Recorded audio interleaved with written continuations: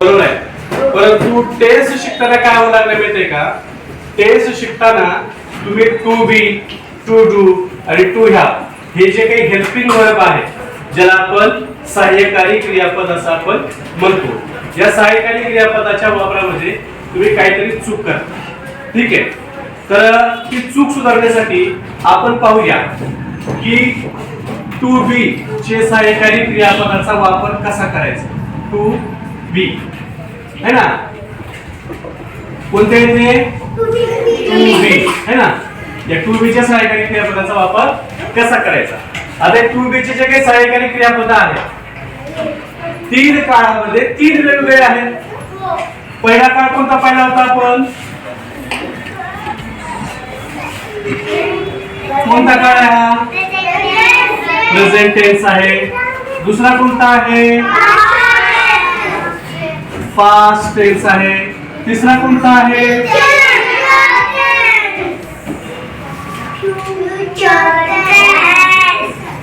Future tense आहे ना. Present tense, past tense आणि फ्युचर टेन्स, तीनच काळ आहेत ना. का चौथा काही आहे अजून? नाही की नाही. तर तीन काळ आहेत. आता तीन काळातले जे काही सहाय्यकारी क्रियापद आहेत, ज्याला आपण टू बी चे सहाय्यकारी क्रियापद असं म्हणतो, त्याचा एक चार्ट मी तुम्हाला या ठिकाणी तयार करून देणार.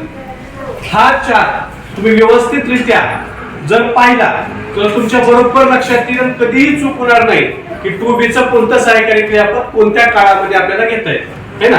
कोणत्या काळामध्ये कोणतं सहाय्यकारी क्रियापद घ्यावं याचा हा चार्ट आपण तयार करतो. तयार करायचा? चला तयार तुम्ही. आता बघा, जे काही सब्जेक्ट्स आहेत, कॉमनली जे काही सब्जेक्ट आपण घेतो त्याच्यामध्ये कोणते सब्जेक्ट असतात?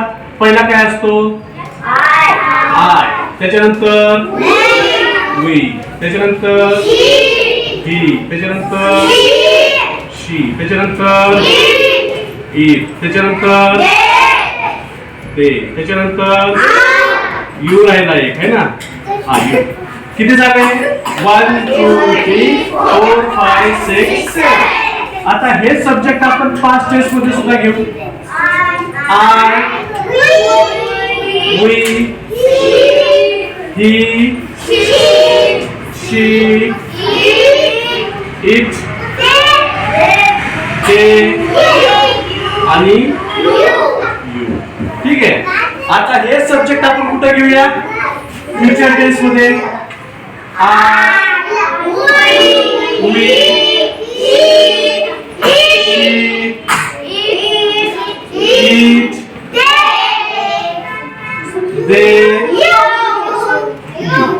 बघा, तिन्ही काळामध्ये सब्जेक्ट आपण घेतले. काही बदल झाला का सब्जेक्ट मध्ये?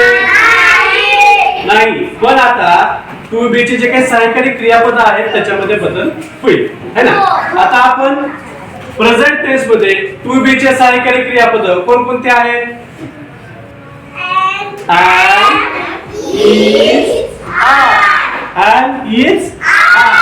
आता am is are आहेत, परंतु कोणत्या सब्जेक्टच्या पुढे कोणतं हेल्पिंग वर्ब घ्यायचं त्याच्यामध्ये तुम्ही चूक करताय. तर आता मी तुम्हाला हा चार्ट बनवून देतो, त्याच्या समोर तेच घ्यायचं. आय च्या समोर काय येईल रे? am. वी च्या समोर आर. कारण वी हा काय आहे? प्लुरल आहे. काय आहे? प्लुरल. म्हणजेच मराठीमध्ये त्याला आपण काय म्हणू? अनेक वचनी. तर अनेक वचनीच्या समोर जो हेल्पिंग वर्ब आहे तो सुद्धा काय होईल? अनेक वचनीच येईल, प्लुरलच येईल. म्हणून वी च्या समोर काय येईल? आर. ही च्या समोर इज. शी च्या समोर इज. इट च्या समोर इज. दे च्या समोर आर. आणि यू च्या समोर are. Very good. Am is are. Am is are चा वापर कसा करायचा पाहिला? प्रेझेंट टेन्स मध्ये. आता चला पास्ट टेन्स मध्ये. पास्ट टेन्स मधले जे काही हेल्पिंग वर्ब आहेत दोन, कोणकोणते आहेत? वॉज आणि ठीक आहे. आता आय च्या समोर काय येईल रे? वॉज. वी च्या समोर वेअर. बघा इथं सुद्धा हा प्लुरल आहे, दोन प्लुरलच हेल्पिंग वर्ब आला. ही च्या समोर वॉज. शी च्या समोर वॉज. इट च्या समोर वॉज. दे च्या समोर आर येईल, कारण हा प्लुरल आहे. आणि यूच्या समोर सुद्धा सॉरी आर नाही, वेअर येईल, वेअर WERE. आणि यूच्या समोर वेअरच येईल है ना. यूच्या समोर सुद्धा काय येईल, बरोबर आहे. आता जाऊया आपण फ्युचर टेन्स कडे. आता मला सांगा फ्युचर टेन्स मधला हेल्पिंग वर्ब कोणते आहे? शॅल बी आणि विल बी. शॅल बी आणि विल बी. परंतु याच्यामध्ये सगळ्याच ठिकाणी विल बी हा येतो. क्वचित ठिकाणी आयच्या पुढं शाल येतो. क्वचित ठिकाणी आयच्या समोर शाल येतो. पण नॉर्मली युजली काय वापरला जातो? विल बी वापरला जातो. मग सगळ्याच ठिकाणी आपण काय घेऊ? विल बी घेऊ. Will be, will be, will be, will be, will be, will be, will. बघा याच्या पुढं तुम्ही एखादा वर्ब ठेवला म्हणजे वाक्य तयार झालं. कसं? आय एम अ बॉय झालं वाक्य तयार. आय वॉज अ बॉय झालं वाक्य तयार. I will be a boy झालं वाक्य तयार. काय अडचण? आय एम प्लेइंग झालं वाक्य तयार. आय वॉज प्लेइंग झालं वाक्य तयार. आय विल बी प्लेइंग झालं वाक्य तयार. म्हणजे पुढे काय ठेवायचं आपल्याला? फक्त वर्ब ठेवायचा आहे. काय ठेवायचं आहे? वर्ब ठेवायचा आहे ना. आता वर्ब कसा ठेवायचा आणि वाक्य कशी तयार करायची? कारण जरी आपण 3 काळ पाहिलेले असले तर प्रत्येक काळामध्ये काय काय आहे? 4 प्रकार आहेत.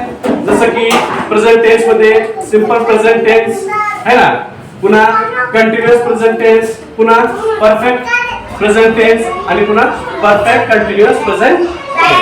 4 भाग आहेत. तर ते 4 भागामध्ये हे जे काही वर्ब आहेत हे कशा पद्धतीने बदलतात ते आपण पुढच्या भागामध्ये पाहू. चालेल? तर सध्या तरी तुम्ही काय करा, तुम्हाला टू बी चे सहाय्यकारी क्रियापद, याच्यानंतर आपल्याला टू डू आणि टू ह्याची सुद्धा सहाय्यकारी क्रियापद पाहिजे आहे. सध्या तरी तुम्ही काय करा, टू बी चे सहाय्यकारी क्रियापद जे आहेत ते कशा पद्धतीने सब्जेक्टच्या पुढे वापरायचे आणि ते कोणत्या काळामध्ये कोणते आहेत ते या ठिकाणी मी तुम्हाला सांगितलेलं आहे. आता हा जो चार्ट आहे तुम्ही तुमच्या वहीमध्ये लिहून घ्या. ठीक आहे? आणि तुम्ही हा जर तुम्हाला आवडलेला असेल तर या ठिकाणी माझ्या चॅनलला नक्की सबस्क्राईब करा. बेल बटन दाबून ठेवा, कारण ज्या वेळेस माझे व्हिडिओ येतील त्यावेळेस तुम्हाला ते समजेल. आणि जर खरंच तुम्हाला हा व्हिडिओ आवडला असेल तर त्याला शेअर सुद्धा करा आणि लाईक सुद्धा करा. आणि आपल्या सपोर्टमुळे प्रेरणा